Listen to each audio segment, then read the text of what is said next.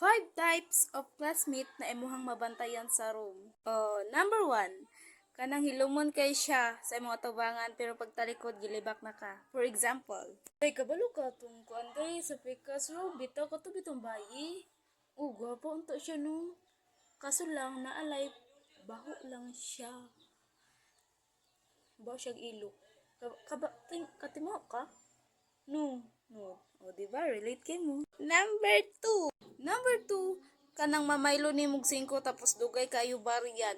Siyempre, related mo ani kay kabalo kung daghan kayo mamaylog 5 sa mo ang classroom. Ay, charot.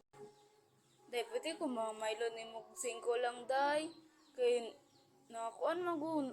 Wala na igo kong budget, day. Sa recess ro, tapos pa dyo ko. Pwede mamaylo ko ni mong 5. 5 lang, good.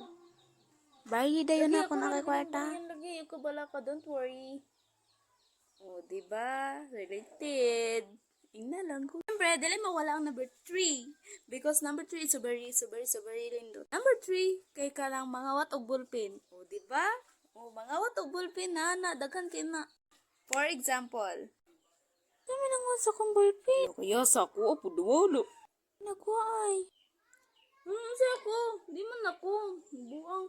Nagitay ballpen na to gali. Tapos nawala, magito ko tapos ako pati yung pasangilin nangawat sa mga ballpen. Unsa naman mo, oy, namay laing dira. Ano ako majud? Diba?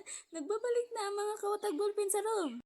Number 4, ang pinakasip-sip sa eskwelahan. Ang bida-bida sa eskwelahan. Mao na siya. For example, Kumam. Ano ba na kabalo?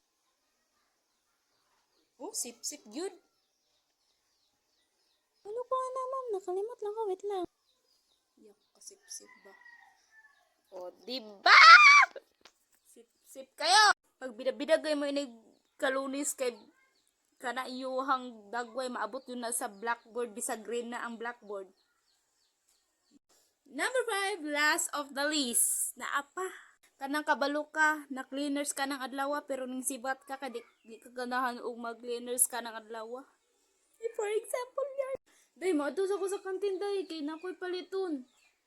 Kay kuan biya, nang kuan biya na to ugma, no. To, magpalit sa kuban paper. Kay naman tayo. Hilo sa dire kay cleaners mo kaday.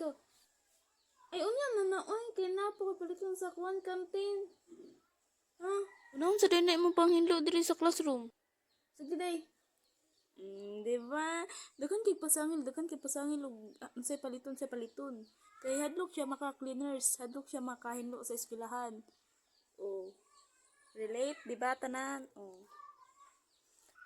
Shoutout na lang ko sa nagpa-shoutout na si Julieta Alcontin Itom, taga-Pagadian siya. Thank you for support my page.